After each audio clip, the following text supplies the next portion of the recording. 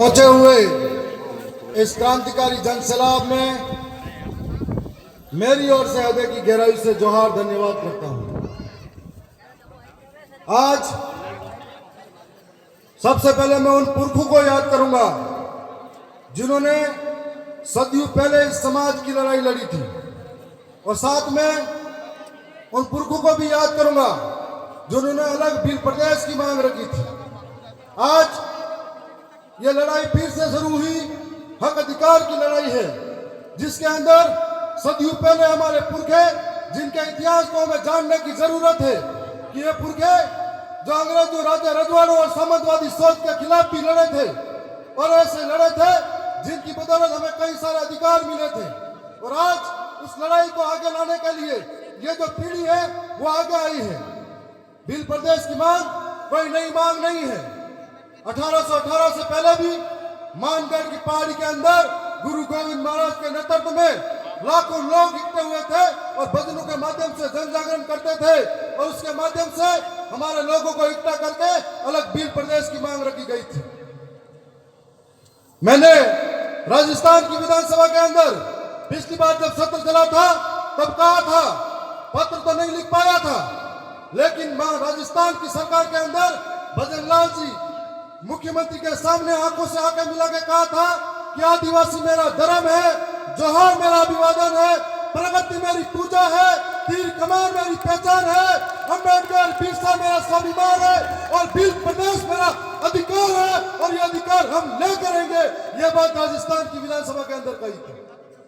और उसके बाद में मैं मानता हूं कि तमाम गांव गांव गली गली मोहल्ले में जब दक्षिणी राजस्थान के अंदर जन जागरण शुरू हुआ तो एक नारा गूंज उठा कि भील प्रदेश चाहिए, और धीरे धीरे मध्य प्रदेश के अंदर जैस नाम का एक तूफान पैदा हुआ, और जैस के अंदर ऐसे कई क्रांतिकारी लीडर हुए जो समाज को एक करने का काम कर रहे थे। लेकिन बाद में मुझे लगा कि जब जैस उफान पे आया, एक था दिखाने की जरूरत हुई, तब जैस के अंदर कई ऐसे सामाजिक लीडर थे जो अलग अलग वर्चस्व की लड़ाई में बढ़ते गए, और इस सामाजिक लीडर ने यह नहीं सोचा कि जिस जमीन से हम उठे, जिन लोगों ने जिन आशा और विश्वास के साथ में हमें आगे लिया, और जिस समाज के नाम पर पहचान बनाई, और उस समाज का दामन छोड़ के अन्य लोगों के साथ में गए जब हमें अपनी जरूरत महसूस हुई।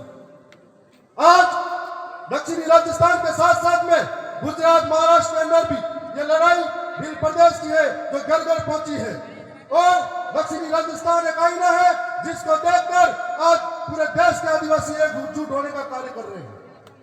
मैं मानता हूं कि दक्षिणी राजस्थान के अंदर आज राजस्थान की विधानसभा में हम 4 भाई गए हैं, और दिल्ली के अंदर हमारा 1 भाई गया है, लेकिन कभी भी आदिवासियों की समस्या को लेकर है, आदिवासियों की बात को लेकर है, हम कभी पीछे नहीं हटे।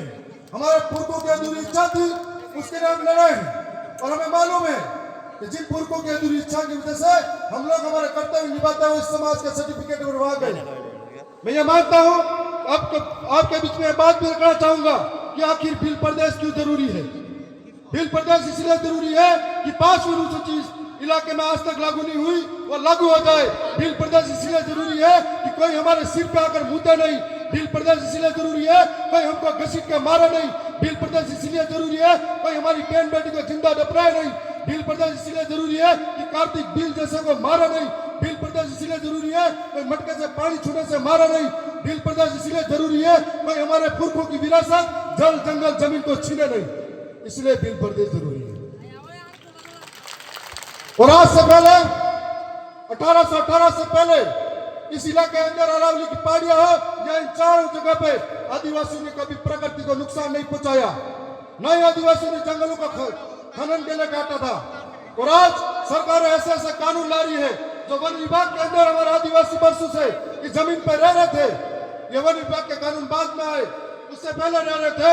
सरकार उनको बेघर करने का काम करी है, लेकिन खनन के नाम पर, कभी विकास के नाम पर आदिवासियों को विस्थापित करने का काम कर रहे हैं।